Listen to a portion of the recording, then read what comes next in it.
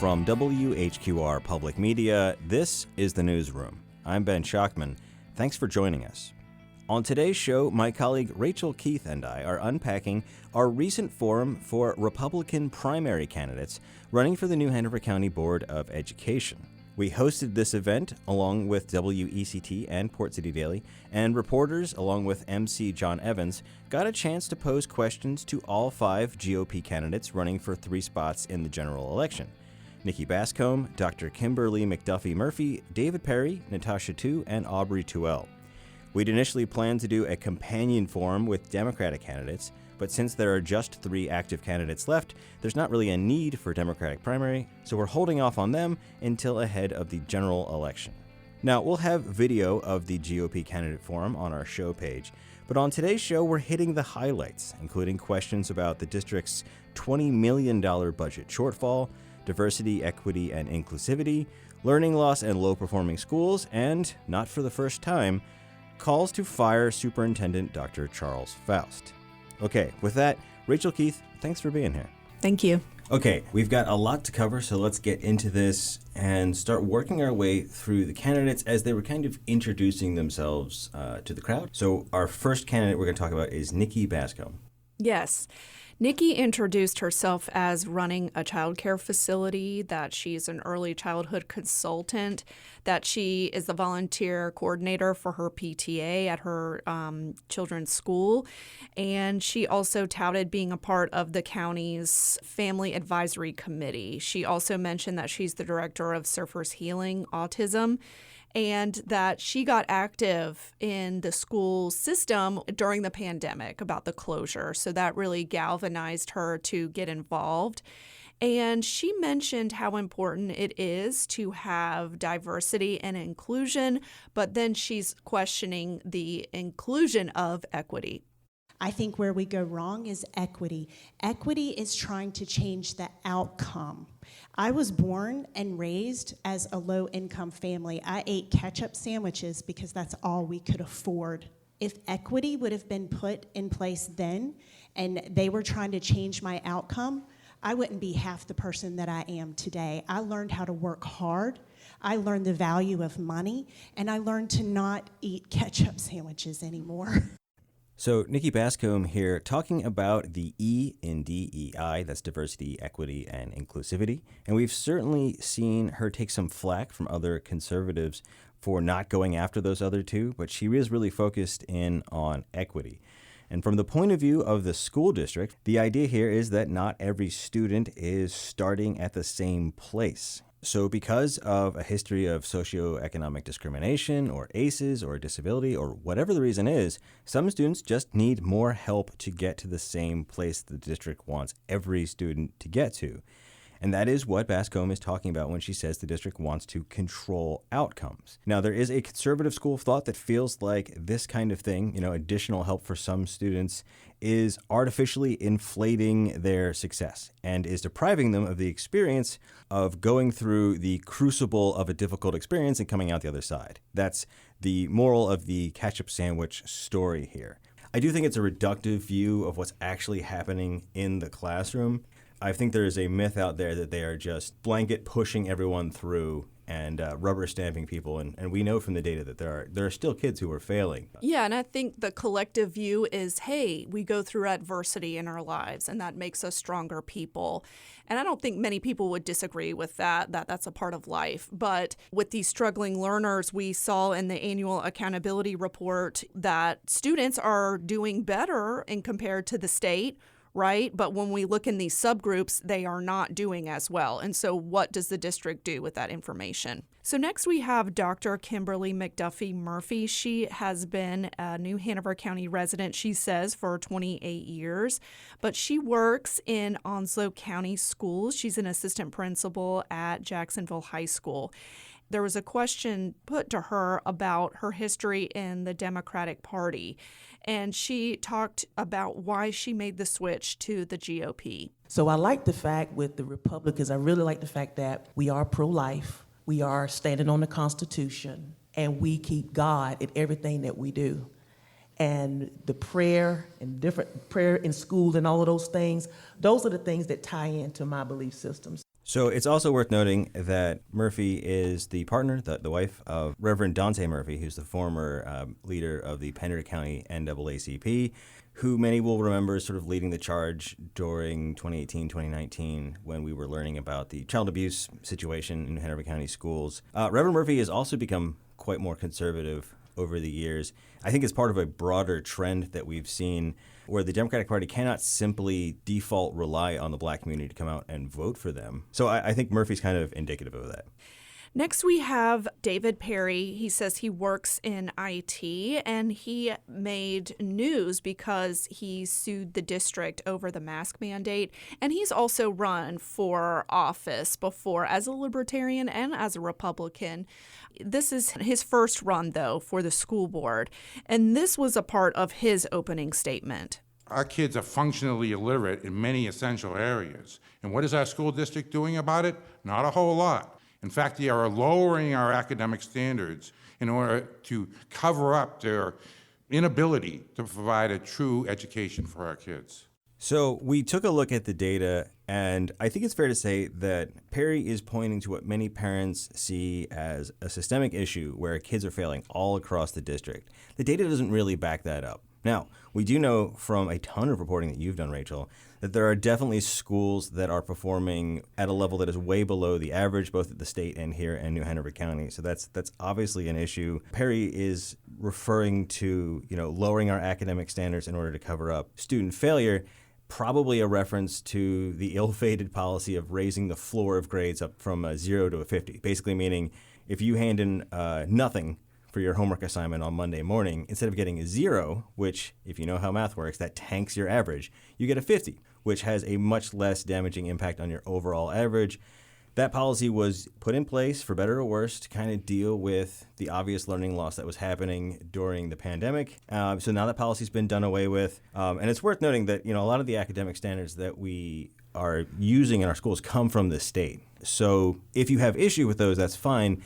And school board members could certainly lobby for them to be changed, but it's not something they can directly get their hands on. And another important note is that last year the district had 12 low-performing schools, and now they only have 7. So the schools are improving. And again, if we look at rankings, Masonboro Elementary and Ogden Elementary have some of the highest rankings in the entire state, but then we also have Freeman Elementary that is one of the lowest. So there is that discrepancy, and it depends on what school you're talking about and what cohort that you're talking about. Because again, the same accountability report, the subgroups on the whole, like Black, Hispanic, economically disadvantaged students, yes, they score lower on average compared to white students or students of 2 or more races. All right, next we have Natasha Tu. She's a former City of Wilmington employee. And right out of the gate, Ben, you asked her about her past appearances in front of the school board. Right, and here we're specifically talking about 2 occasions where it appeared that Natasha Tu was removed from a Board of Education meeting by New Hanover County Sheriff's deputies. Rachel, you reported on one of these incidents. We found another one on meeting video from the school board. And WECT also reported on this because Natasha Tu was a city employee. And for all those reasons, and because the current board is taking a look at their own behavior, at their civility, at their code of ethics, we asked her, what can voters expect from you if you're elected and you end up on the other side of the call of the audience, sitting on the dais with other school board members? So we put that question to her. No, I wasn't. I was escorted out. I was not removed. And those police officers, those the sheriff's departments, they were very kind. No, I was very passionate. I will never apologize for how passionate I am about my daughter and about our kids. So Natasha Tu obviously pushing back on the question here a little bit, saying that she was escorted out, not thrown out. I'm not sure that's a distinction with a difference. She also was arguing that it was one time, not twice. But again, Rachel, between your reporting and the video meeting records that are online, it does look like twice. But really here, we were trying to get to the issue of board member behavior. Over the last 3 or 4 years, we have seen both Democratic and Republican-run boards run into some pretty chaotic waters, at one point melting down under Vice Chair Nelson Beaulieu. And all of that to say that it's a valid question that we get from voters about how will board members conduct themselves? So make what you will of Natasha Two's answer here, but you can't say she's not passionate about the issues, at least as she sees them. And one of the things she brought up in responding to this question was that a policy she would pursue would be more time for speakers at the call of the audience, 3 minutes maybe instead of 2. And that's certainly a request we've heard from both sides of the political spectrum. But realistically, it's going to have to be a balance. New Hanover County school board meetings are notorious for going late into the evening. But at the same time, I can certainly say 2 minutes is not a lot of time when you've got something you want to get off your chest. Okay, moving on. Next is Aubrey Tewell. She's a recent high school graduated in 2020. And we say that because she said that. She repeatedly brought up that issue as a way to say that, she sort of has very recent firsthand experience of what's going on in schools in general, although she was not a student in our district. She highlighted her experience as a volunteer tutor. And, she noted, again, this is anecdotal, but she noted that volunteers and tutors have a huge impact on the classroom. I was recently in the public education system, and I can tell you where the indoctrination is lying. I also served as a volunteer tutor and assistant teacher within my high school when I was in school. That experience taught me so much about myself, and there was also a very positive impact on our students' education. Grades increased, attendance increased, and behavioral issues decreased drastically. The question has always been, how to turn the anecdotal evidence that we have of the value of people volunteering in the schools into a more systemic effort to actually lift those schools up. But certainly that's something we've heard. She did also touch on the indoctrination, claiming to have, again, firsthand experience with watching teachers indoctrinate people. We'll get to that a little bit later in the show. But for now, we need to take a quick break, and when we come back, we're going to talk about, the elephant in the room, Superintendent Dr. Charles Foust. You're listening to The Newsroom. Stay with us.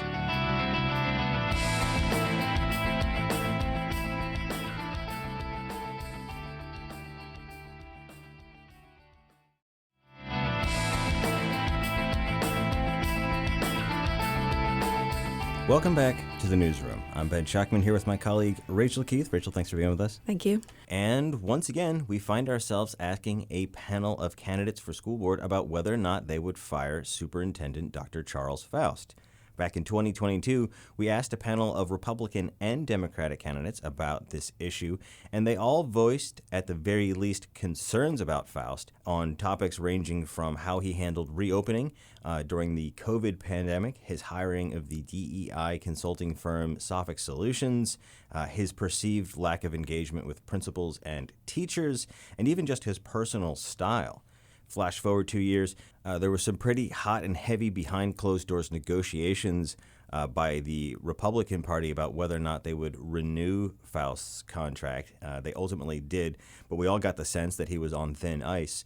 And then more recently, there was the closure of the Mosley Career Readiness Academy.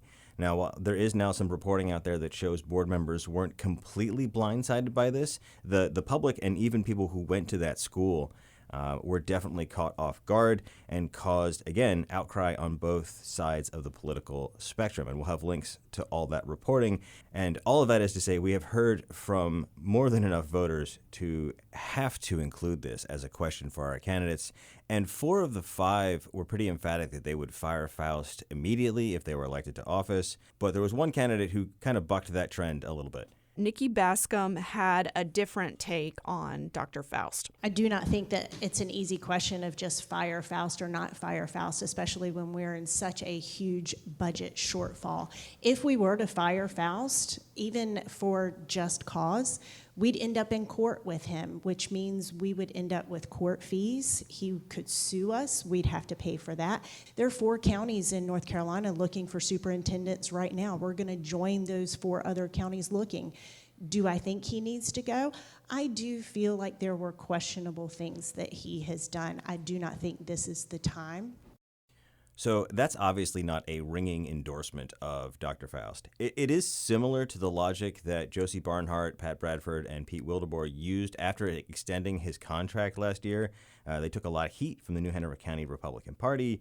They went on the NHC GOP podcast to sort of make their case. And what they said in part was that firing Foust comes with a lot of costs and a lot of unforeseen logistical difficulties in replacing him and any other top administrators that he might take with him. But Nikki Bascom was really the only one who sort of reiterated that kind of more nuanced point. The rest of the candidates were a bit more emphatic about their desire to just see Foust go. Yes, that's right. And for example, Kimberly McDuffie Murphy, she is saying it would be worth it to break his contract now. And I believe even though it would be $250,000 financial loss, I think our children are worth it. And there's no time like the present to hit pause and start again. The longer he stays our superintendent, the worse things are going to get because everyone has lost confidence in him.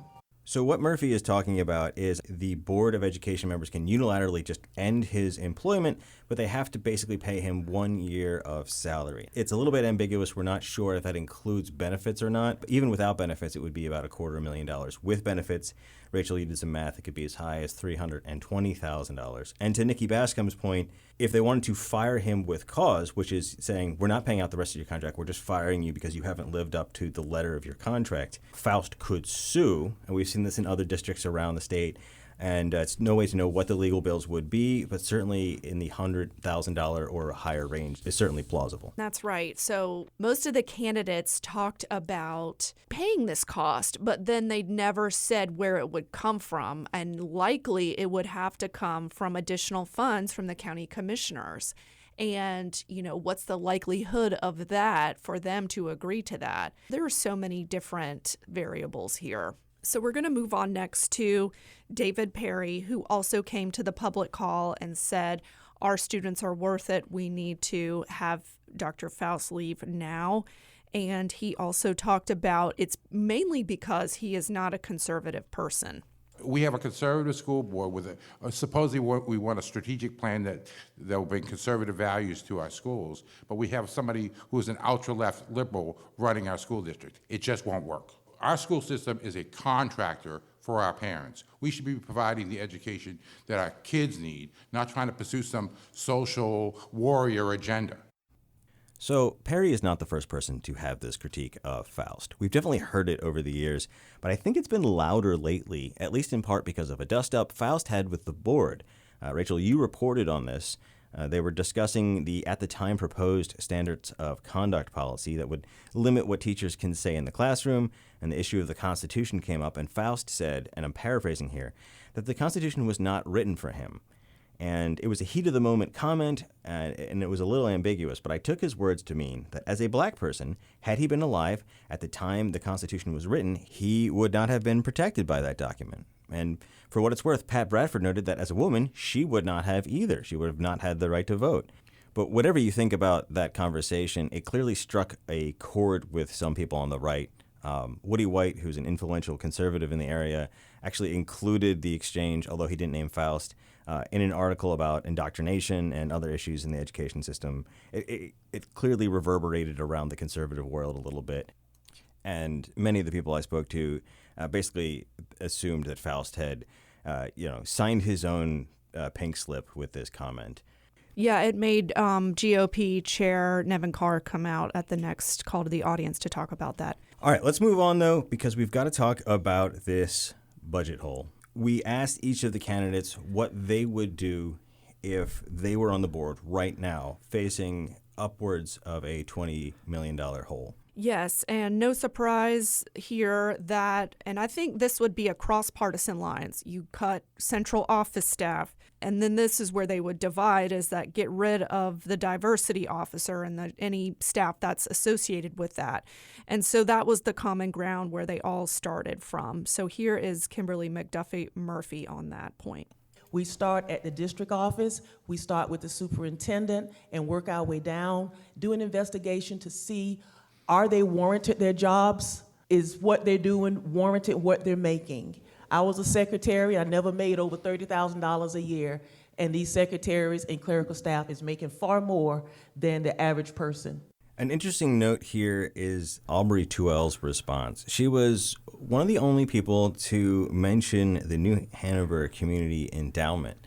We've seen this come up in a lot of different conversations with a lot of different local governments, all of whom are facing budget troubles, especially as inflation has really put a crink in people's budgets over the last couple of years. So here's what 2L had to say. But there's a thing called the endowment that we can absolutely be asking for, submitting a grant request for capital needs. I think that that's something that we should be focusing on. We should not be building entire new schools. I'm against that. I think that is very expensive. It's proven to be a financial burden. I think that we should expand the facilities that we already have if possible.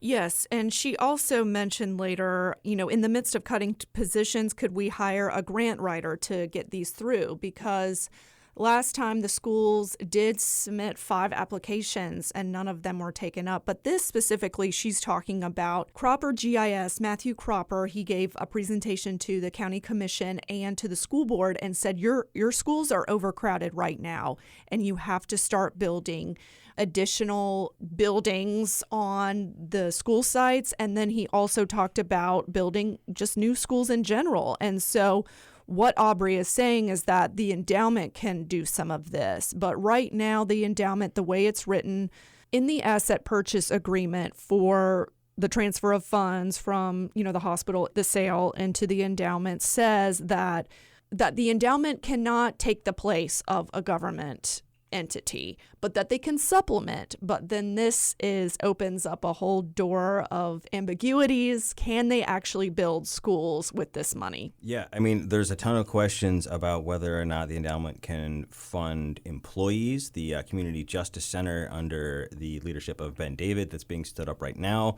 does appear to include employees that are hired with grant money from the endowment. Obviously, the concern there is if you employ someone with a limited time grant fund, then they're sort of employed under a ticking clock, and that's not comfortable for anybody.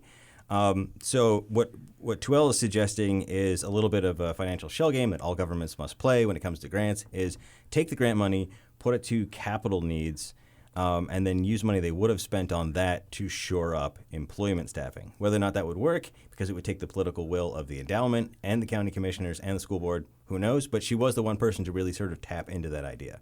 Next, we have Nikki Bascom talking about this hole in funding and where that's the biggest question that any of these candidates should be able to answer. Where is the money going to come from? And Nikki's point was going to the state legislators. And in this clip coming up, you're going to hear me talking with her about these state allotments. That means that the state gives X amount of funding for X amount of students to hire this X amount of staff. And then later, I talked about the county commission and the school board have talked about a school bond, and that if they were going to get that on the November ballot, that would have to be decided at least by May. But between you and I, Ben, we've been hearing on background that is not a popular idea amongst the commissioners. So, but I still nonetheless put it to Nikki Bascom about that. Also, we need to go to the state and start talking to our legislators. The allotment per child has not changed in over 3 years. No, it's been longer than that, 10 years. Yes. So we really need to push our state legislators to change that allotment. Our county has exploded, and that allotment needs to follow it as well. So you wouldn't want to see the bond on? The bond would be a last resort. And again, that bond, that would be the millions and millions of dollars that they would need to upfit schools or build new schools. And so it looks like, again, this is not top of mind for Nikki. And also you can hear me interjecting because Dr. Christopher Barnes, he is one of the assistant superintendents. He hit that point over and over again that the allotments that the state gives have not changed in 10 years.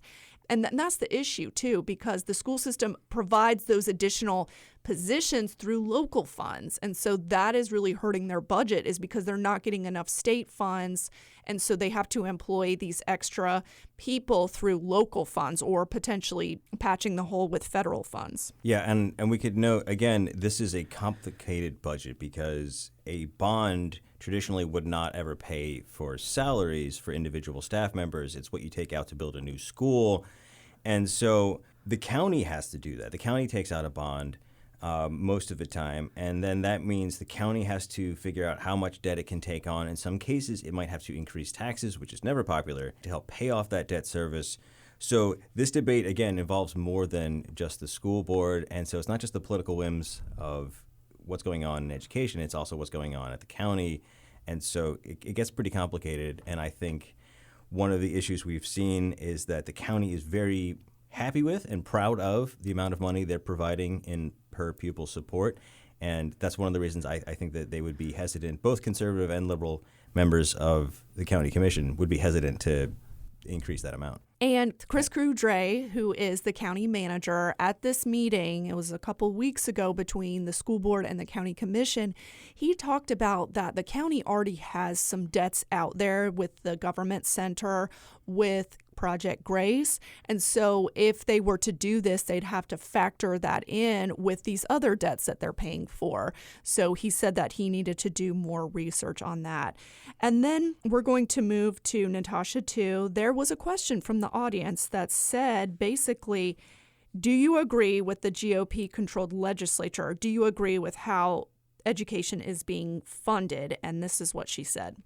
I'm a little leery of having too much influence from our state and federal government into our local schools. I think it should remain local. I think keeping it local allows us the most control over what we expose our children to, and we know our children best, and we know what our community needs best. So I have to say, in full candor, that's not really an answer to the question that the audience wanted to know about. Certainly we understand Republican candidates might be hesitant to go and kick the hornet's nest of the General Assembly, but the majority of funding comes from the state and federal government. It's not really something you can get around. Again, because the local funding comes from the county, if you were to go to the county and ask them for an additional, $150, $200 million, I think you would find them quite unreceptive. So I don't know what to make of it other than to say I think she is speaking to a different issue. She did later say that she wanted special needs programs to be a priority with funding, so that's a policy point she might be able to drive. We also asked about Leandro, which is incredibly complicated. It is basically a lawsuit that's been running for decades that accuses the state of North Carolina of failing to live up to its own state constitutional obligation to provide an adequate education for students. If a whole series of rulings would have to go through, there's actually hearings this week, but if everything were to go the way education advocates would like it to, it would mean billions of dollars over the next couple of years in additional education funding. Although when we asked Natasha too about it, she said that she didn't really know too much about it and wasn't able to give us an answer, which is fair. Better not to guess. Right. And to go back to this budget breakdown, the state last year provided 57% of the school's budget, and then the federal on top of that is 9%. And then if you look at the local contribution, it's 30%. So that is a big chunk. And again, with the curriculum, teachers do have autonomy in the classroom, the way that they teach the state standards, but the curriculum is written by NCDPI, which is a state agency. So they have to follow that. All right, moving on, we wanted to get into the issue of student behavior and safety in schools with candidates. Again, this is an issue we hear across the political spectrum, and so we wanted to know what their take on it would be. First up, Kimberly McDuffie Murphy brought in a perspective we haven't heard as often. We've heard lots of debates about what the appropriate punishments would be for student misbehavior. But Murphy had a slightly different take. And yes, the basis for a lot of these questions was the district is facing millions of dollars in federal sanctions because of their disproportionality of suspending Black students. And a lot of these Black students have IEPs, individualized education plans. Some of them have disabilities. So they didn't get that money that would go to special needs kids because of this issue. So we put that to the candidates. Whenever you are giving students punitive punishments, it tears up their self-esteem. It makes them not want to come to school, and they doubt themselves, and they feel like they're always doing something wrong. You show them how to do things. You model the behavior. You model what you expect out of children. You don't just punish them and make them feel even worse about what they've already done. I got into a little trouble when I worked at the middle school because they said I was a little bit too lenient with some of the students. It wasn't that I was lenient, I was trying to teach them how not to do that again. Think about what you've done, reflect on what you've done. How could we have changed that? What can we do differently if you are encountered with that same situation again? And I know that some conservatives will be frustrated with this, but that does sound an awful lot like social emotional learning, or SEL, which has been vilified by some previous candidates, possibly most vocally current board member Pat Bradford. And it's worth noting that McDuffie Murphy here is talking about the kinds of lower level infractions in class. She's not talking about a violent assault or bringing in a weapon or drugs.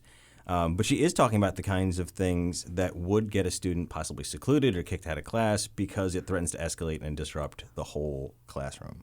And then we talked to Nikki Bascom about this as well. And she was talking about, again, these, I think, lower level disrespectful or outbursts in the classroom. She talked about the 3 strikes. You're out, you're going to the principal, and then here are the next steps. And now we're going to talk to your parents. Let's have a parent-teacher conference. I do not believe that we need a punitive thing. We're not going to be suspending children immediately because they threw a pencil across the room. It's something that's going to be more disruptive. Our teachers need the time to teach. So again, like Kimberly, Nikki is talking about positive notes home. Lunch with the teacher is a positive reinforcement. Stickers, these point sheets, Kimberly talked about that. Some more positive reinforcement instead of the punishment to change behavior. And then Zach Solon of WECT asked David Perry about safety in general and how he would help support the school system in that regard. I do think that we need more school resource officers in our buildings, and actually not just sitting on a desk or working the traffic stop, but actually getting in there and breaking up some of the gangs that are hanging out in our bathrooms. Kids are afraid to go into the bathroom for fear of, drug deals or whatever else goes on in there. So we definitely need to do something. And as far as gun safety, yeah, I would. That would be a state issue, but I would, if I was talking to our General Assembly members, I would ask for that some of our teachers and staff could have be licensed to carry, if they got the proper training for carrying in that environment. Now, we know that there are a lot of teachers who have expressed concerns about that very subject. Do you think that might result in an issue recruiting and retaining staff? I would never make it a requirement. If you don't want to carry one, don't. But having a few available to those teachers who want to help in that regard seems like it would be a good thing.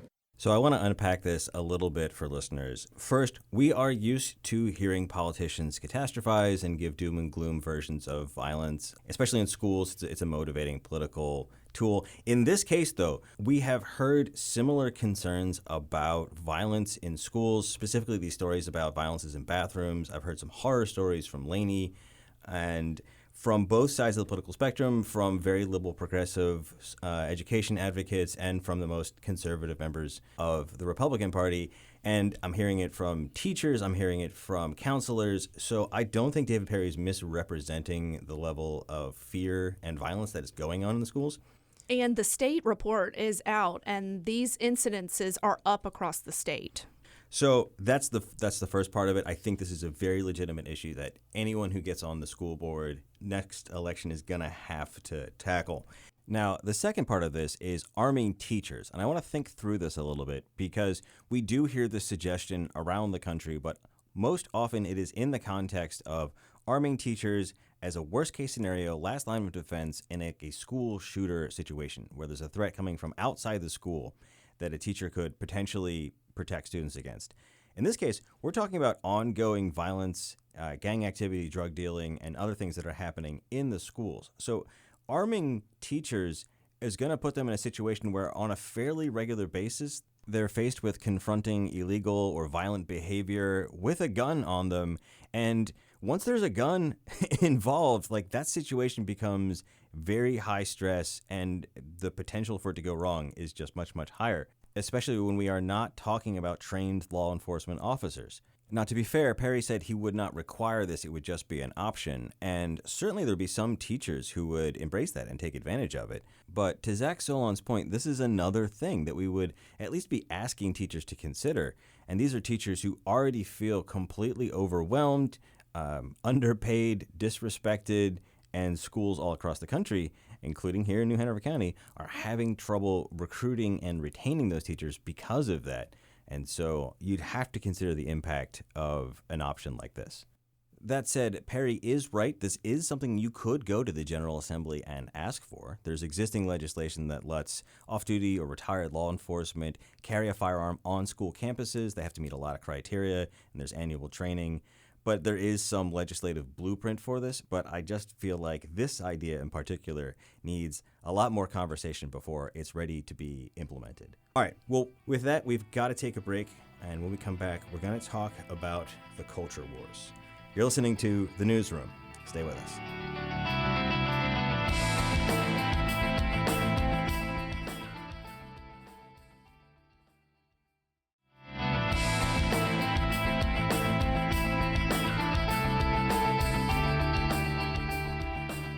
Welcome back to The Newsroom. I'm Ben Schachman here with my colleague Rachel Keith. Rachel, thanks for being here. Thank you. All right, as we round out today's show, we have to talk about the culture wars. When we covered the election in 2022, this was a huge part of the Republican slate candidates' approach to getting elected. They were talking about getting, quote-unquote, pornography out of schools. They were talking about getting rid of DEI out of the schools. And these were things that resonated deeply with a lot of voters, as we saw with voter turnout and the fact that 4 Republican candidates swept the election. So obviously this resonated with people. The complaint we've heard from some conservatives and unaffiliated is that the culture wars are all well and good, and some people agree with these candidates on those issues, but they don't get at some of the underlying issues like student performance, like absenteeism, like violence in the schools, as we just talked about in the previous segment. But nevertheless, the culture wars loom large over this election, so we had to get into it. So first up, Rachel, you had this exchange with Aubrey Tuell. Yes, and this actually came from an audience question, and the audience asked, how would you go through libraries and look at books, and how would you remove books if necessary? And this is how she responded. I actually got my hands on a few different books, and I was appalled by what was in these books.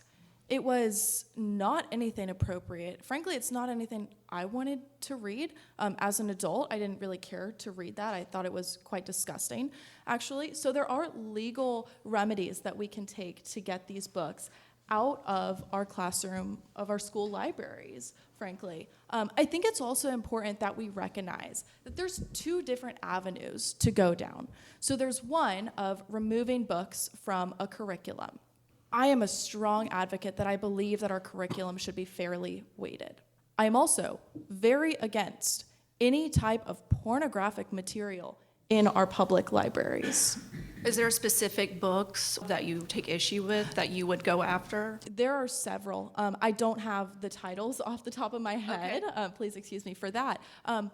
I can't imagine remembering them.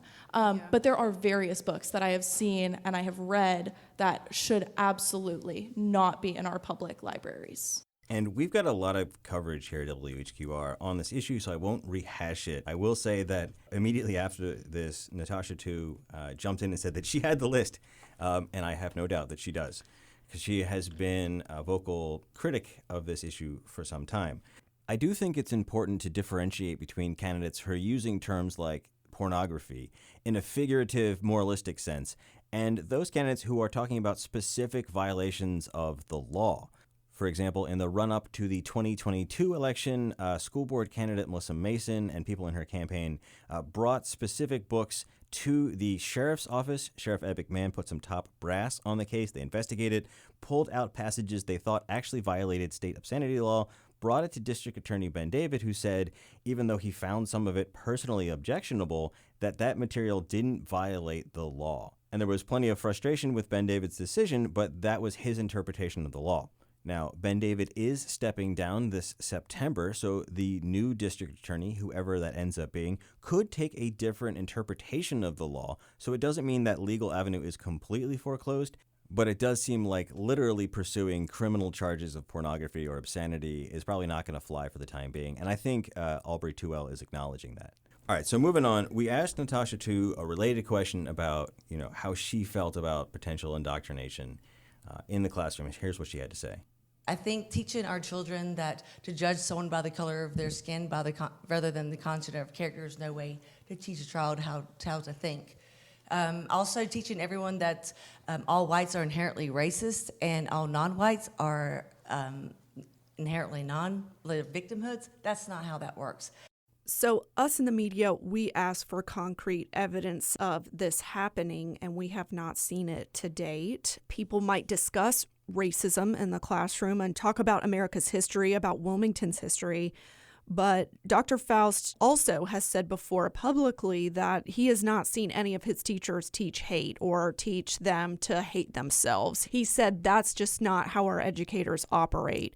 So this is how Natasha feels, but we have not seen a lot of clear-cut evidence that this is being taught in the school system. Yeah, and I can say, look, I have certainly seen counter-racist rhetoric. I've gone to slam poetry festivals where they've said, damn whitey.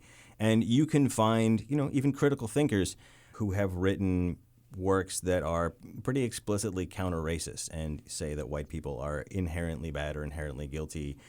But cherry-picking those quotes from around the world of ideas and saying they're happening in the classroom are two different things, I think. Natasha, too, sort of continued on this route, and she was trying to explain why it would be so damaging to teach this stuff to kids. Please don't ever let our children think just because of the way they look or who they love or what they do will always limit what they do. America, you can achieve anything, and I want our education system to represent them, and I want to give them the support that they need. I want to bring an America First education back to our students where they know our Constitution, they know how to fight for our Constitution, and they know that all the work that they achieve is on merit-based. So we heard the phrase merit-based or meritocracy over and over again from these candidates, but Natasha too really centers it in her campaign. I think it's fair to say that her through-line argument here is that we are at a place in the United States where people can succeed with hard work, and we don't need additional help for people. We don't need to bring up the nasty racial history of the United States. We don't need to bring up what she views as being past inequities, and that at this point, if you go to school and work hard, you will succeed. I know people who will disagree with that. I know people who will agree with that.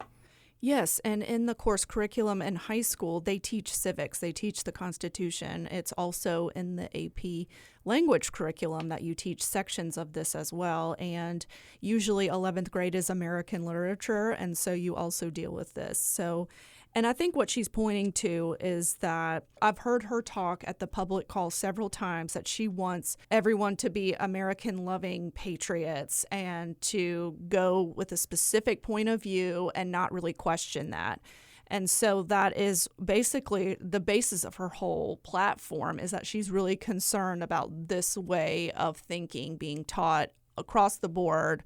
So I think that gets to a broader concern in the conservative world that teaching about the bad things that has happened in American history bleeds over or crosses the line into direct criticism of the United States in idyllic terms. And it bothers people to hear that, people say things like the United States is not great. And again, that is a platform is certainly going to resonate with some people. How that actually translates into policy is a different issue. Speaking of policy, we put the question to David Perry about Section Z, which we've had plenty of coverage of, but if you haven't been following along, this is one section of a new professional standards of conduct policy that explicitly enumerates, I believe it is 13, ideas that you cannot teach in the classrooms in New Hanover County schools.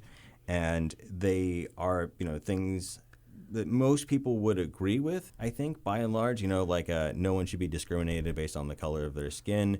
But some people have felt like that's a trap to catch people who are teaching about, say, white privilege, right? That could be, under this policy, viewed as an infraction. Or there's another of these 13 policy points in there, or forbidden ideas in there, rather, that you can't teach that everyone doesn't have rights enumerated by their creator or granted to them by their creator, which gets back to what we talked about with Foust, saying the Constitution wasn't written for me. it's difficult to imagine a situation where you could teach the early history of the United States looking at people who did not have their full rights like women or any rights like blacks, and square that with this statement in Policy Z. And David Perry had been critical of Section Z previously, so we gave him the opportunity to sort of elaborate on that and tell voters what he felt about it. I was against the adoption with the current language because all those things, to me, in Section Z are things that should not be taught as truth or fact. But I think there is some ambiguous language in Part Z that might say, hey, we're teaching, you're in a history class and you're trying to teach, what did the Nazis believe as far as racism, in pre-World War II Germany. Is that considered to be a violation of Z? Those were my concerns. I want to be able for our kids to have a critical evaluation of these theories along with other theories so that they can become critical thinkers. So you have here David Perry having a slightly different take, and what you were talking about, Ben, is that there's a lot of ambiguity, and even before this policy was passed, there was not a clear delineation between, can you discuss ideas about this, or it's clearly written in the policy you can't profess to believe this in the classroom, but can you talk about it? Can you mention these ideas that certain Americans throughout time have had or brought up? So I think that's what he's talking about. Just talking about why Nazi Germany came to power, could you discuss that and how they were able to annihilate at least 6 million Jews in that country? Could you talk about the roots of that hate growing, is what he's saying. The example I had discussed at one point with some of these candidates was whether or not you could discuss the history of, say, socialism as a political movement in the United States. And if you're enumerating their values and discussing what they believed in, and does that cross over into violating this policy? So that's the question we had for him. So before we leave, we want to hear once more from Aubrey Tuwell. We were asking her about some of these issues of indoctrination and potential bias in the classroom. And her take on this was that this is really an opportunity where she would like to see the administration spend more time actually visiting schools and looking to see if this stuff is happening. I think having policies in place to make sure there is no bias being taught in the classroom, like Section Z, are extremely important to make sure the board, the parents, and the community know what is being taught in our classrooms. I also think there could be more transparency between parents and teachers as well, so that parents do know what their children are being taught. I think that there's something really important that needs to be talked about more, but I don't necessarily think that it's something that a policy can fix. If anyone has ever been in a public school or any classroom specifically, or been a teacher, you're gonna act a little bit different when central office or principal comes in. So again, you have Aubrey saying that she supports this policy, and she is saying too that there should be more transparency between parents and teachers, but we know that the Parents' Bill of Rights now, there's a whole online section where parents can access what they're learning in the curriculum. Even before that, teachers would share their online classroom where all the materials are hosted. Teachers are constantly being told to show the parents and show the community what's being taught in the classroom. And she's talking about, I think the latter part of this is that even if people are coming in to observe, that teachers would change how they are discussing certain things. Yeah, and there's a lot more we could say about this issue, but for now, Rachel Keith, thanks for being here. Thank you. All right, well, that's all the time we have for this episode of The Newsroom. Thanks to my colleague, Rachel Keith, and the candidates, Nikki Bascombe, Dr. Kimberly McDuffie-Murphy, David Perry, Natasha Tu, and Aubrey Tuwell, for taking the time to attend our forum that we put on with WECT and Port City Daily, and you can find the full video version of that on the show page. Thanks also to the WHQR technical team, Ken Campbell and Mark Breedy. Music for today's show was provided by If These Trees Could Talk and Blue Dot Sessions. If you missed any part of the program, you can find it at whqr.org or find it as a podcast. If you have thoughts or comments about today's program or ideas for a future show, email us at newsroom@whqr.org. I'm Ben Schuckman, reminding you that early voting is open through Saturday, March 2nd, and primary election day is Tuesday, March 5th. You can find much more information about the election and how to vote in it at whqr.org. But for now, thanks for listening, and I hope you'll join us for the next edition of The Newsroom.